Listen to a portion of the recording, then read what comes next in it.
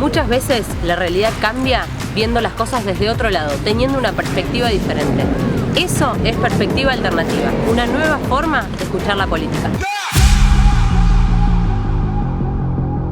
Hola a todos, bienvenidos a una nueva edición, a una nueva entrega de Perspectiva Alternativa, este podcast con el que buscamos una nueva forma de ver y escuchar a la política.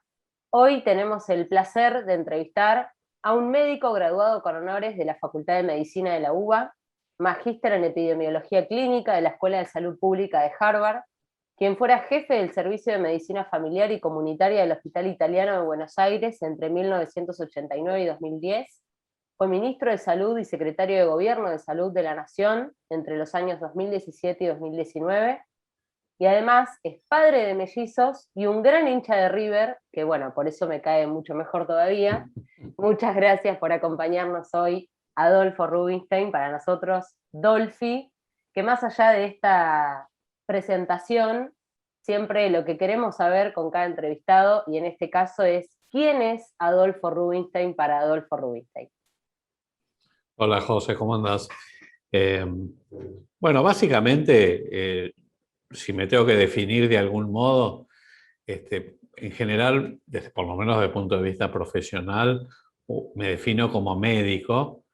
Yo creo que eso, más allá de que uno ejerza o no ejerza la práctica, no lo deja nunca.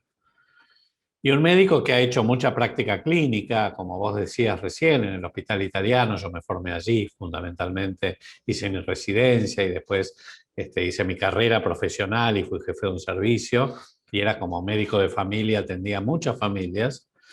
Y después me volqué mucho más, hace ya 10 años, a la investigación en salud pública, a estudios epidemiológicos, sobre todo en el área de prevención cardiovascular, que es la que más trabajé, y en la investigación en salud pública. Así que yo diría que si me tengo que definir, hoy yo soy un médico, soy un sanitarista, pero claro, cuando, sobre todo, si bien yo no venía de la política, en el sentido que yo, más allá de mi, digamos, de mi corazoncito radical, yo no venía de la política en el sentido de que toda mi carrera la hice en la medicina y la salud pública.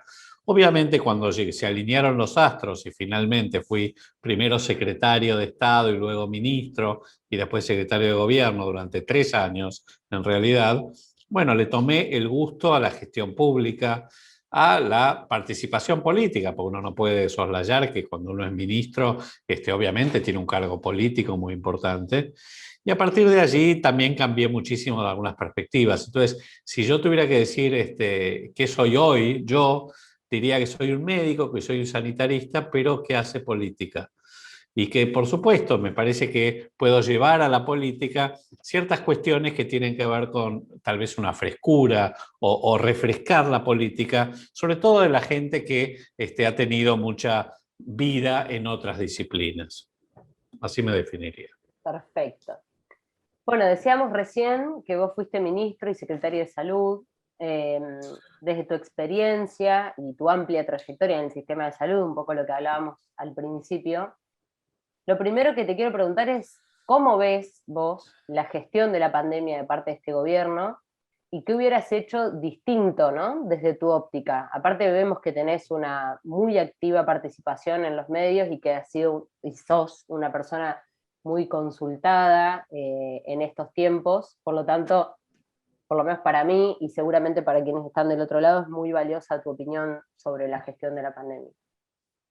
Mira, primero yo diría que es importante decir que ningún gobierno, ningún funcionario, nadie se esperaba en su carrera política, profesional, académica, tener un momento y una crisis como la que estamos viviendo desde inicios del año pasado.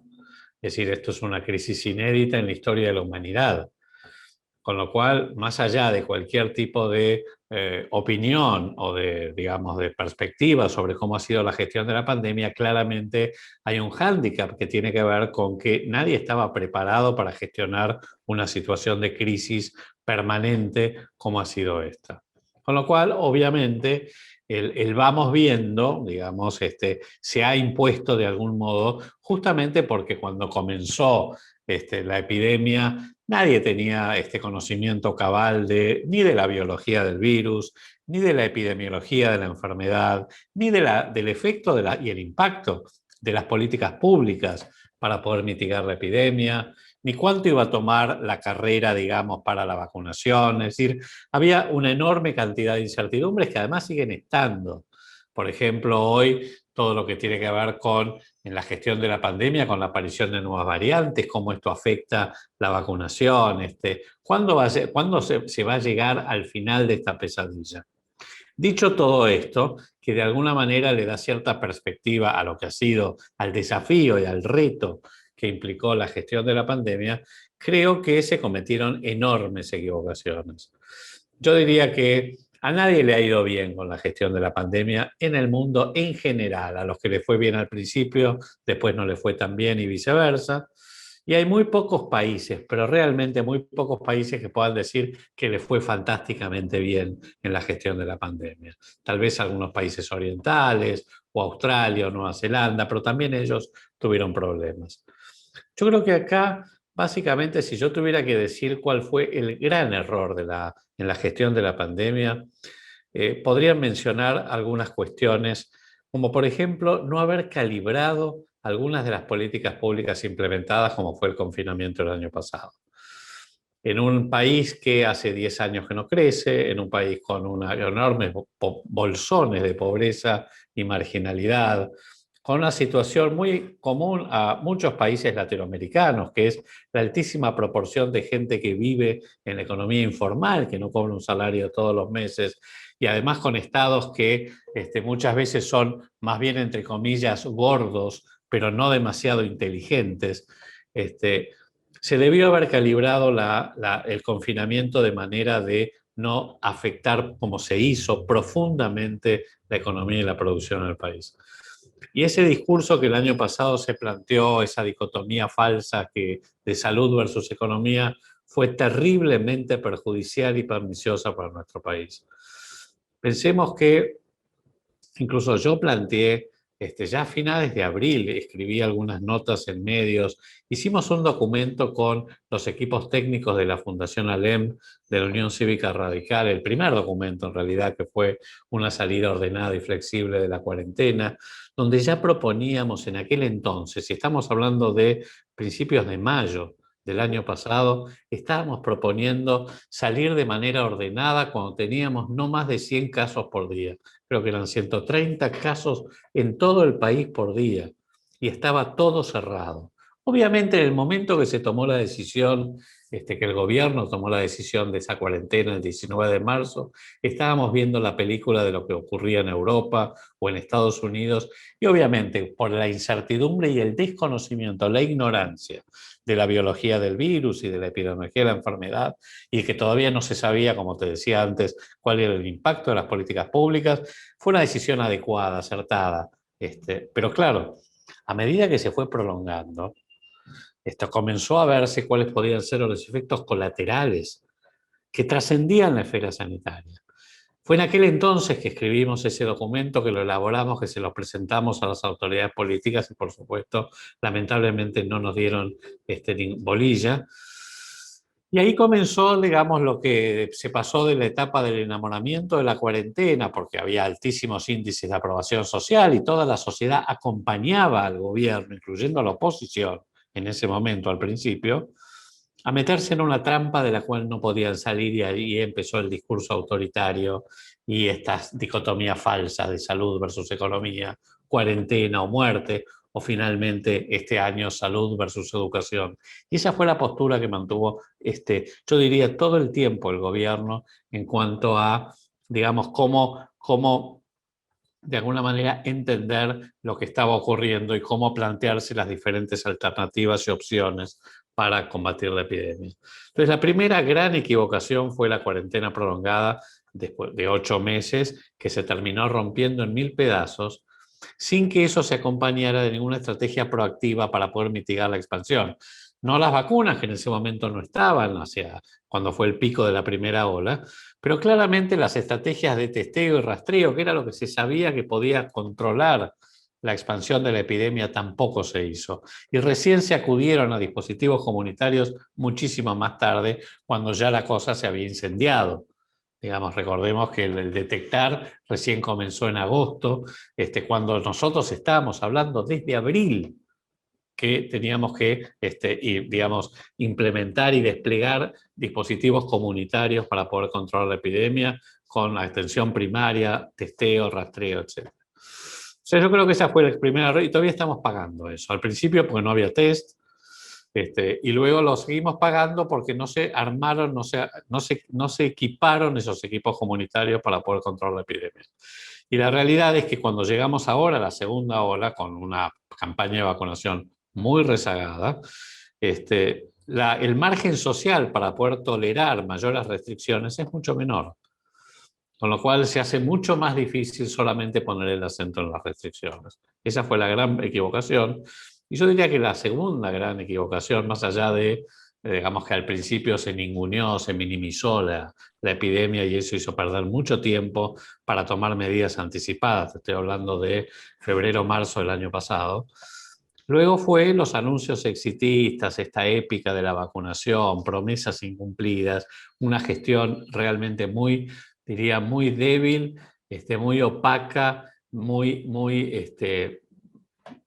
por llamarla de alguna manera, una gestión muy ineficiente en la adquisición de vacunas, una falta de diversidad en las estrategias de negociación, etcétera, que lo que significó fue que perdiéramos una ventana de oportunidad que tuvimos durante 3 meses, donde ya sabíamos cuál era el impacto de la segunda ola en los países del hemisferio norte, y no pudimos aprovecharlo para poder acelerar la campaña de vacunación. Y obviamente, nadie puede decir que las 30.000 muertes que hemos tenido desde marzo hasta la fecha tienen que ver solo con el rezago en la campaña de vacunación, pero claramente, digamos, parte de eso sí tiene responsabilidad, sobre todo por haber generado expectativas, si querés, como las que generó el presidente, el exministro de Salud, las autoridades políticas, de que íbamos a tener una campaña de vacunación muy rápida, cosa que no tuvimos. Así que yo creo que si uno ve hoy, para terminar con esto, el balance, obviamente no evitamos la tragedia sanitaria. Digamos, los números que tenemos son de los peores del mundo, prácticamente, en cuanto a la región y del mundo, en cuanto a muertos por millón, a casos por millón. Pero además tuvimos casi la peor caída del Producto Bruto Interno, aumento del desempleo, de la tragedia educativa, y todo eso cuando tuvimos uno de los mayores confinamientos que se han dado en todos los países del mundo, con más de un año con las escuelas cerradas. Es decir, todo esto configura un cóctel, para mí, explosivo, que claramente denota, digamos, una muy mala gestión de la pandemia por parte de este gobierno. Como vos fuiste responsable de la cartera sanitaria, ¿no? Del gobierno de Cambiemos, ¿cuál crees que fue la mejor política que se llevó a cabo y por qué? Y si pudieras volver el tiempo atrás, ¿qué cambiarías de ese tiempo? ¿Qué harías distinto y por qué? Te cambio de tema porque esto es así, ¿viste? Así como muy... Está perfecto. Mira, yo diría que el objetivo principal de nuestra gestión, y te diría el leitmotiv prácticamente de todo lo que tratamos de hacer, fue expandir la cobertura universal de salud.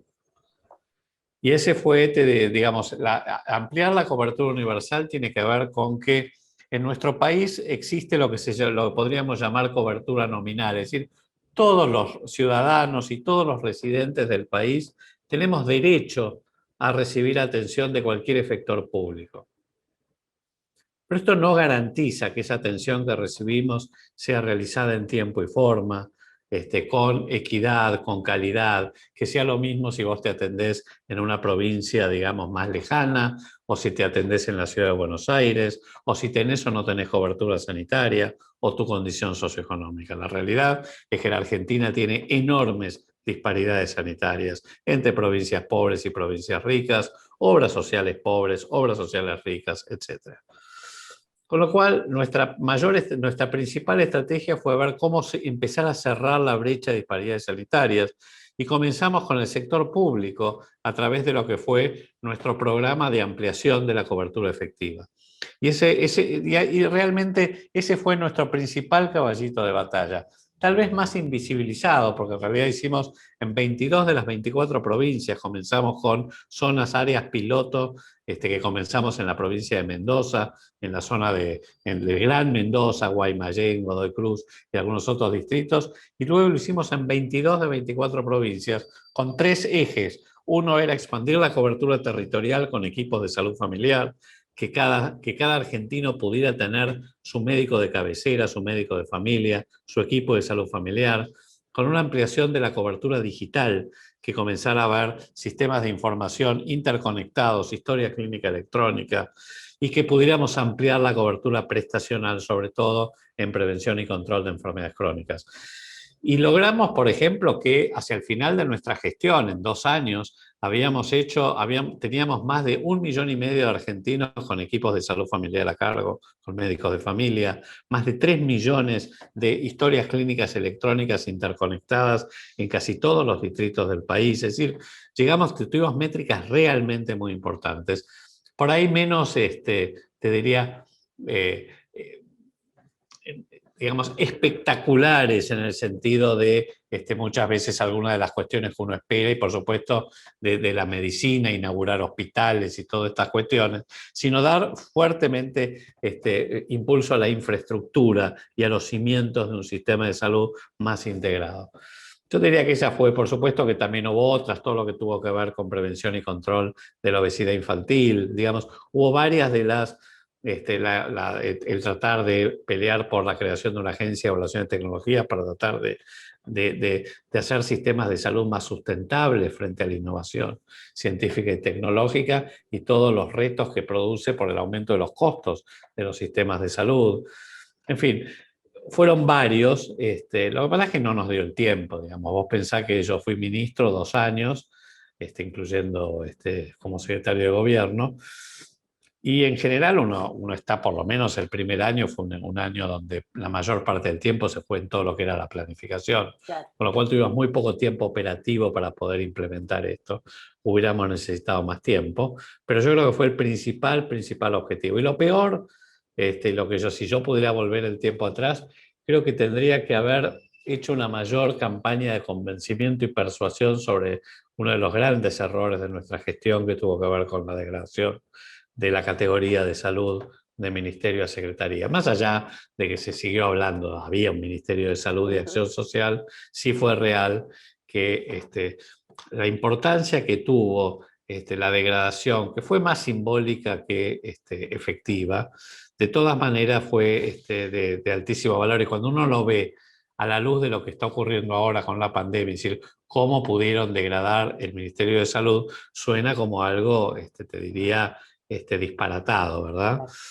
Tal vez, digamos, si bien yo no me arrepiento de no haber, su momento yo pensé en renunciar, de hecho, prácticamente había renunciado, finalmente me convencieron que no lo hiciera, y me parece que fue una decisión acertada. Yo creo que hubiera sido irresponsable y perjudicial para la gestión que en ese momento yo me fuera y mi equipo. Así que no estoy arrepentido de la decisión, pero sí de por ahí no haber haber actuado con suficiente convencimiento para que no se tomara esa decisión, que fue profundamente equivocada. Volviendo a la primera pregunta por ahí, o al tema, ¿no?, que tiene que ver con la pandemia que nos atraviesa y que en este año y medio, tal vez más, que llevamos desde el origen del COVID-19, hemos ido escuchando distintas teorías, ¿no?, sobre el origen del COVID y también de la posibilidad de que estemos inaugurando un tiempo de pandemia de aquí en adelante, ¿no? ¿Cuál es tu visión respecto de eso y cómo crees que debemos prepararnos en ese sentido, teniendo en cuenta que la Argentina es un país muy vulnerable a los cambios a nivel global? Tal vez desde tu punto de vista de especialista en salud pública. Mira, respecto al origen del virus, bueno, obviamente están las dos posturas de que la que yo creo que es la más probable por lejos, que es, digamos, que hubo un salto, digamos, hacia un huésped intermediario animal y que eso es lo que provocó, digamos, el comienzo de la pandemia en los mercados húmedos de animales silvestres de China, que, digamos, fíjate que muchas de las pandemias que han surgido en este siglo han venido de China y que tienen mucho que ver con cambios en el ecosistema, y también con hábitos y costumbres de la población china. Respecto a si esto tuvo lugar a una fuga, digamos, en un laboratorio, yo creo que no, me parece que es una teoría, digamos, un poco disparatada y muy, digamos, en esta cosa de teorías conspirativas, ¿no?, que a veces tenemos. Pero es cierto también que esto tiene mucho que ver con la opacidad del gobierno chino para poder revelar y poder permitir el acceso de la comunidad científica internacional a sus laboratorios de manera de poder sacar, si esto no es así, como probablemente no sea, por lo menos permitir que se conozca claramente, digamos, de manera mucho más transparente lo que ocurrió, porque es cierto que en las primeras 2 semanas, desde que comenzaron a aparecer los casos hasta que se reveló cierta información, hubo muchísima opacidad por parte de China, por parte de la Organización Mundial de la Salud, y eso erosionó muchísimo la confianza pública, más allá que después surgiera Trump y sus teorías, que creo que eran bastante disparatadas, pero es cierto que, digamos, en esta guerra comercial entre China, Estados Unidos, etcétera, bueno, lo mejor es que la cosa se saque el velo, si existe, de opacidad y se vean las cosas como son. No creo que haya habido, digamos, un virus de laboratorio y que sea la causa de la pandemia, pero sí me parece que hay que investigar mejor. Y respecto a si esta va a ser la única pandemia, no, yo creo que estamos inaugurando un periodo pandémico en el mundo. No sé con qué frecuencia, pero vos fíjate que hemos tenido este siglo la pandemia del SARS, que fue la primera con coronavirus también, y que fue abortada rápidamente. Por eso no llegó a tener digamos, lo que ha sido digamos, esta pandemia, pero claramente era un virus extremadamente letal, menos contagioso, por suerte, pero muy letal. Luego tuvimos el MERS, que era otro coronavirus en Medio Oriente muy letal, tampoco adquirió, digamos, la resonancia de esta pandemia. Tuvimos la gripe A, ¿sí? O sea, si vos te pones a pensar, el ébola, tuvimos muchas crisis sanitarias en este siglo, como para pensar que obviamente los cambios en el ecosistema global, el cambio climático, todo lo que tiene que ver con la hiperconectividad, el transporte global, todas las migraciones de las poblaciones rurales a los centros urbanos en China, es un ejemplo muy claro, están provocando, yo te diría, turbulencias a nivel global, demográficas, tecnológicas, de todo tipo, que obviamente aumentan la chance de que tengamos otras pandemias. Por eso también creo que tenemos que estar mejor preparados. Yo creo que si bien tanto uno lo escucha por ahí algún discurso de Bill Gates o de Obama, donde ya de algún modo alertaban sobre que esto podía ocurrir, bueno, ocurrió. Y la verdad que el saldo es brutal. Por supuesto que todo esto tiene la que ha sido la tragedia de esta, digamos, de que ya tenemos 170 millones de personas, de casos positivos, 4 millones de muertos en el mundo, y ni que hablar en la región, y ni que hablar en el país. Pero también tenemos el hecho de que, digamos, esto se ha venido acompañado de una aceleración de la innovación, digamos, el hecho de que podamos haber desarrollado el mundo, digo, vacunas, varias vacunas en menos de un año, desde que se secuenció por primera vez el virus hasta, digamos, hasta que se entró al mercado la primera vacuna, todo el desarrollo, los estudios clínicos, la producción a escala, es un evento también único en la historia de la humanidad. Que se haya podido compartir la información para desarrollar las pruebas diagnósticas o las vacunas, ha sido, digamos, un ejemplo de solidaridad global que por supuesto se contrapone contra las miserias que también hemos visto, digamos, de estos nacionalismos vacunales, donde cada país trató de asegurarse, digamos, la provisión de vacunas para su propia población, donde prácticamente un 80% de las vacunas se están distribuyendo en el 20% de los países más ricos. Es decir, todas estas cuestiones yo creo que hay que mirarlas con mucho detenimiento porque ojalá no, ojalá me equivoque, pero no sería improbable que en pocos años tengamos una nueva pandemia. Entonces hay que estar preparados. Impecable. Y ahora te toca el ping-pong, que es la parte más divertida y donde conocemos a nuestros invitados por ahí desde otro lugar. La primera pregunta, o lo primero que te pido, que te voy a pedir, es que nos acerques o nos recomiendes una lista de 3 canciones. Tus preferidas, las que te traigan algún recuerdo, las que te gustaría escuchar en determinada circunstancia. Mira, a ver, hay un tema que a mí siempre, o sea, nada, que siempre lo pongo a veces. A mí me gusta mucho The Wall, ¿no? Uh-huh. Y que es Comfortably Numb. No sé si lo tenés. Sí, sí, sí. Bueno, ese tema, nada, es un tema que a mí me relaja mucho y es uno de mis temas preferidos. Después temas que recuerden de mi infancia, adolescencia, cuando uno se ponía a los 12, 13 años con, digamos, a tocar la guitarra, qué sé yo, temas de Box Day, por ejemplo. No sé si Sí, presente. qué lindo. Todo concluye al fin. Sí. Nada puede, bueno, eso. Todo tiene un final, todo ¿Sos termina. músico también? Nada. Bueno, pero si tocabas la Canta, guitarra. alguna vez canté y toqué un poco la guitarra. Este, y nada, esos temas y muchos temas de rock nacional, sobre todo para cuando uno está con amigos. Pero me gusta la música, me gusta. Tengo una playlist que se llama Claro. Los elegidos de Dolphy. Ah, la vamos a seguir, listo. En Spotify, muy, muy ecléctica y ecuménica. Está todo, hay de todo, de todo. Pero debo tener como, no sé, 2000 temas. Así ¡Wow! que cuando corro, yo corro, te digo, casi todos los días, temprano a la mañana, y habitualmente escucho música. Qué bien, listo. Entonces la vamos a seguir. Un libro. Mira, un libro que releí ahora, lo terminé en realidad anteayer, es Sapiens. Ujú. Sí, Es un historiador, antropólogo israelí, de Yuval Harari. Harari, Sí, sí, exacto, de animales a dioses, se llama acá en la traducción al español.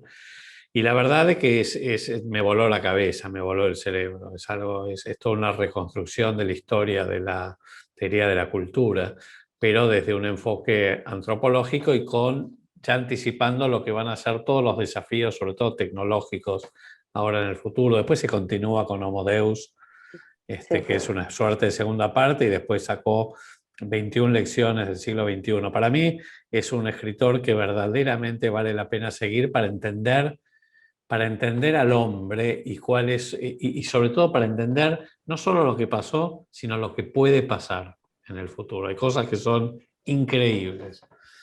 Eh, Así que yo te diría que ese Bien. es el...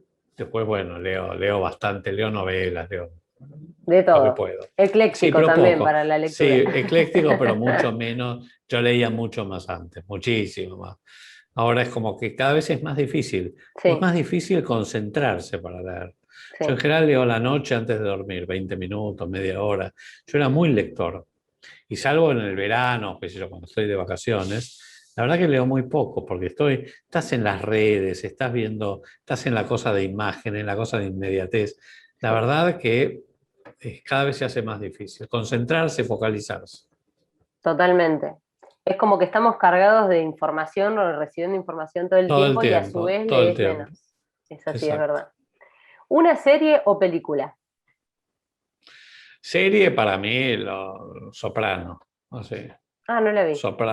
¿No lo viste No, Soprano? no, no. No, para mí es de lejos la mejor serie que se ha hecho hasta ahora.